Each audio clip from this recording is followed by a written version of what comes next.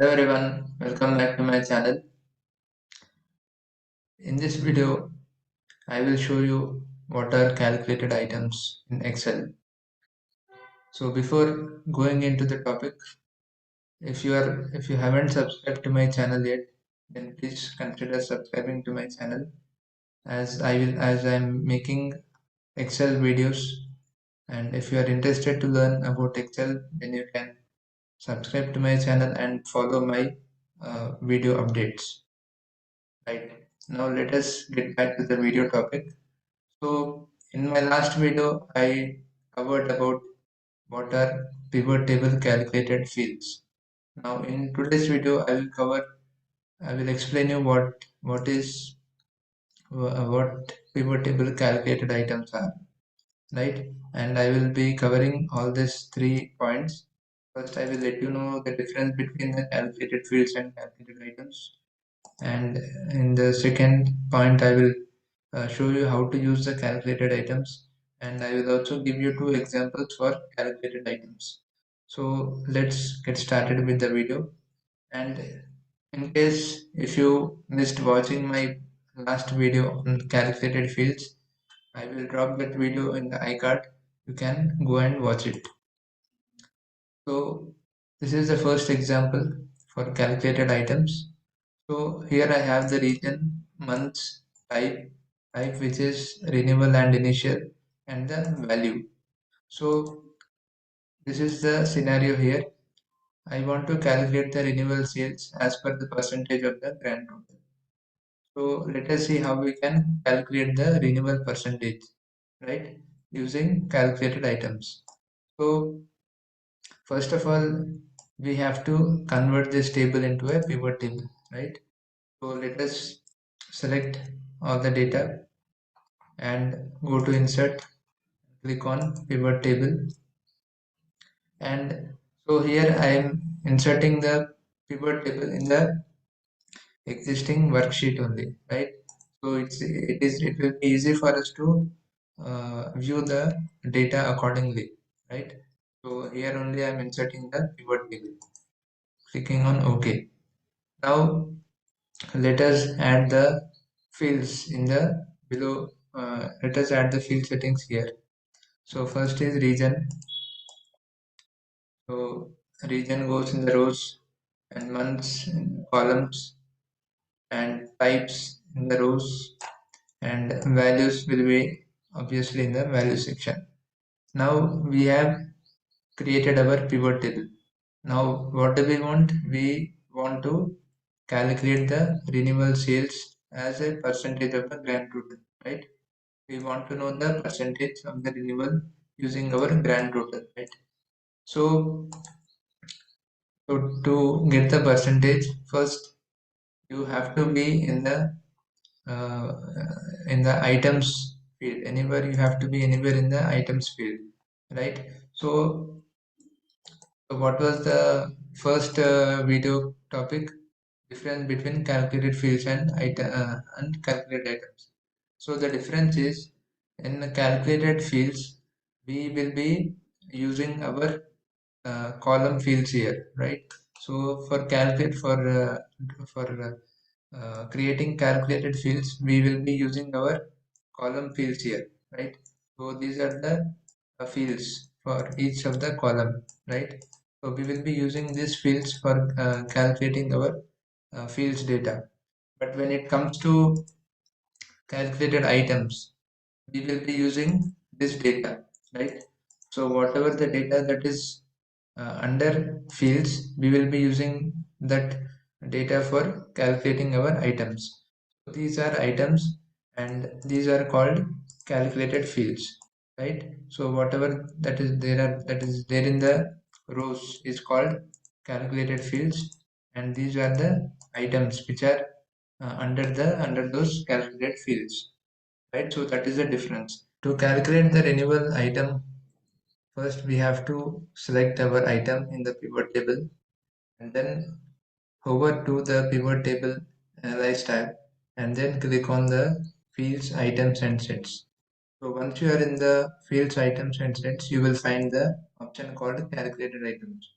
So click on that calculated items, and here we have to rename our calculated item. So in this case, our calculated item name will be renewable, right? Because we are finding out the renewal percentage, right?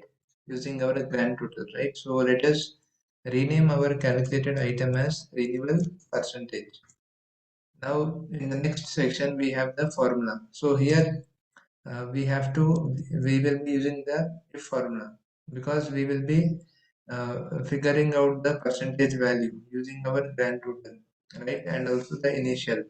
So let us write the if formula. So if, open the bracket, renewal is equal to 0, then keep it 0, otherwise uh, calculate the renewal percentage using the grand total. So again type renewal, add division, open the bracket, and initial plus renewal. Close the bracket and again close the bracket for the if, and click on add. So once you are done with the formula and the name, click on add, and once again click on OK. Now after that you can see we got our new item here, right? So here you can see there is no other column has been added to our source data, but we using the calculated items we added another row in our pivot table. But here you can see we wanted the percentage, but here you can see we are getting the values in decimals, right? So to change these values, if you are changing these values in pivot table, like by going to the value field settings and then clicking on number format and then going to percentage and then clicking on OK, then you can see all the values will get changed, right? So this is not the proper method of changing your percentage values. So I'm hitting Ctrl Z.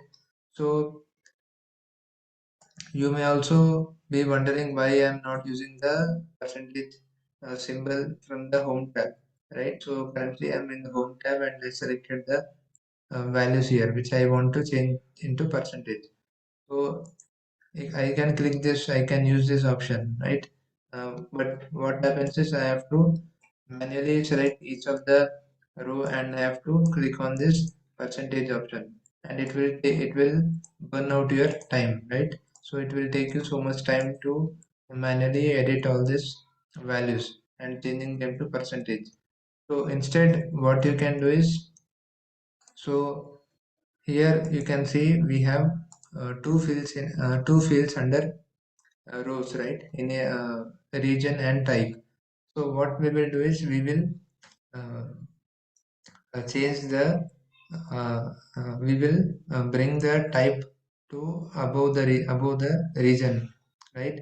So I will move this type to above the region. Now you can see the region is above and the type section has gone below, right? So here again let us bring this 10 back to the bottom, so it will be in the order. Now here you can see we got all the percentage values here, right? So now let us change it to percentage, and now I once again shift our type to below field, right? So let us change the settings again back to normal. So now you can see we have we have modified all the decimal values to percentages, right? So you have to just shift this uh, fields one above, one over the above, so that you can modify all the fields one at a time, right? Right. So this is how you can calculate the uh, use the calculated items for calculating the renewable sales percentage. Now, our job is not yet over. There are few changes that we have to make here. So if you observe here, if I hover all these three fields here, I am getting the sum here 70.3, which is which I can see here, right? But this is something which we don't want to sum it, right? This is in percentage, right? We don't want to include this in our subtotal, right? So that is why what we will do is like we will remove the subtotals here, right? So let us remove the subtotal region, and also let us remove the grand total here. So right click on it and remove grand total. Now you can see our data pivot table data looks even more clean here.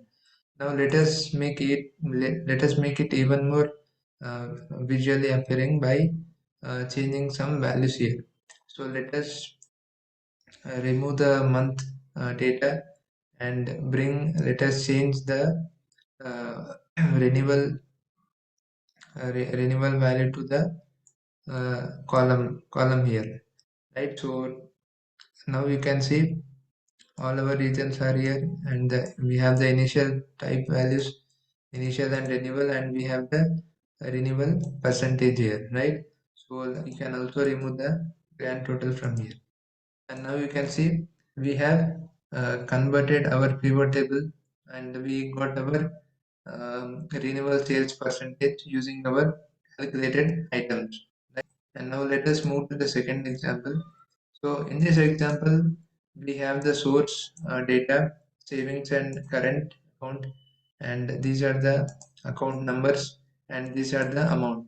Now in this case, we want to find out the accounts that have difference in the amount, right? So here and here in the savings, and we have same accounts, but we want to find the difference in the amount between these two, savings and current, right?